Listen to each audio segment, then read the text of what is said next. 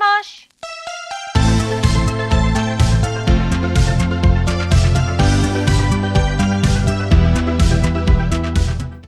So we're back in the lab today, and today we're going to be rendering some curly hair. But like I was saying, today we're going to be rendering some curly hair, and just like the last video, I have some steps that I want to follow in order to make this maybe as easy as possible for you and me.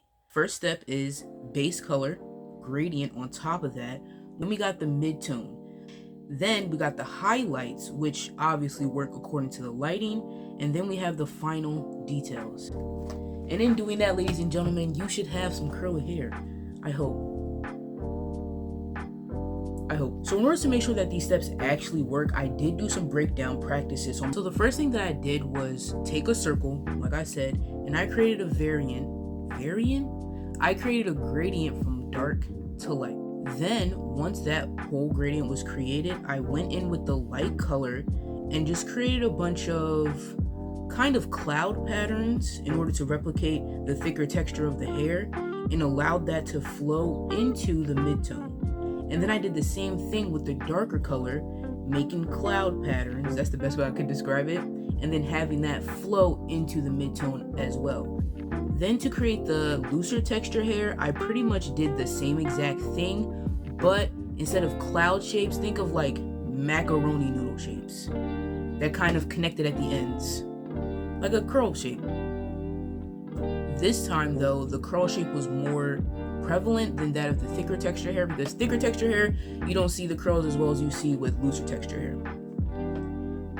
And just the same as last time, you take the light color and you flow it into the mid-tone, and you take the dark color and you flow that upwards into the mid-tone. And with both circles, I kind of just gave them a bunch of curly or fluffy details on the outside, so you can just kind of really see how the curl pattern looks. Okay, so the first style that I'm doing of curly hair is just a girl having her hair completely out and no sort of style at all. And I just followed all those steps, and here's what I came up with. So first, I laid down one base color being the darkest, and that was black. And I created a gradient with the mid-tone and the darkest color. Once I got done creating the gradient, I went in and just created a bunch of curl details with the mid-tone color and with the darkest color. This honestly was just to give the shape of the actual curl, and just so that when I go in later, I know where the lighting is at and where the darkest point of the hair is at. Then once I'm pretty confident with the way the curls are looking, I kind of just go in following the reference, and I just add a bunch of curls on the outside to make it look as close to the reference as possible. Then I went in again with the darkest color, and I kind of carved out the top of her head more where the light is shining at, just because it looked kind of chunky and I wanted it to be a bit more like defined. Then I went in with this like gray color, which was supposed to represent the light at this point. I think I did change the color by the end of it, but the gray is the lightest point, and I just added that right where the light was shining on her hair. Then I just added some final details, which was just some lighting and a few more curls on top.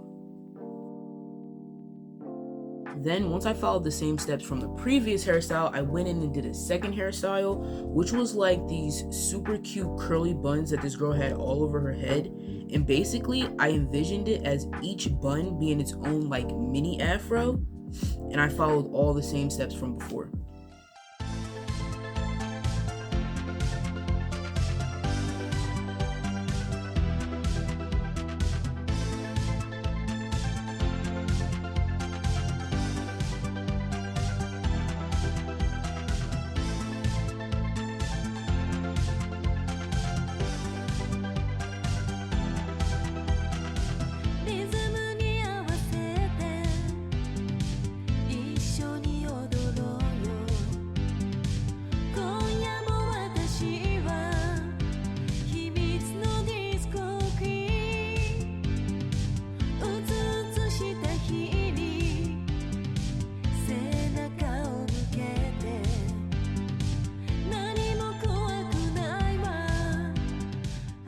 So this last hairstyle, I wanted to be inclusive when it came to curly hair, because curly hair is a spectrum and it isn't just a bunch of loose waves that you see on one person's head. No, some people have really tight curly hair, some people have loose curly hair.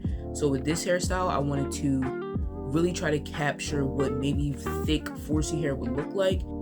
And though I followed the same steps, the results varied a lot, and I honestly think it looked pretty good. And it goes to show you that once you have one method down, you can pretty much use that method for as many things as you want. I went in the same way I did with the other ones, and I added a bunch of highlights, I added some gradient, I added some light and some color, and here's how all of them turned out.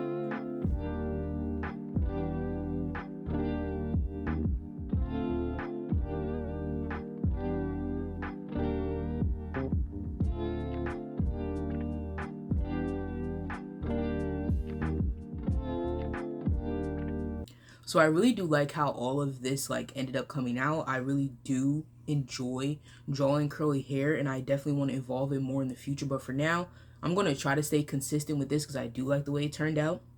And if you guys have any comments or suggestions down below in the comments for future videos, just let me know, and I'll definitely answer those. And that being said, I'll see you guys in the next one.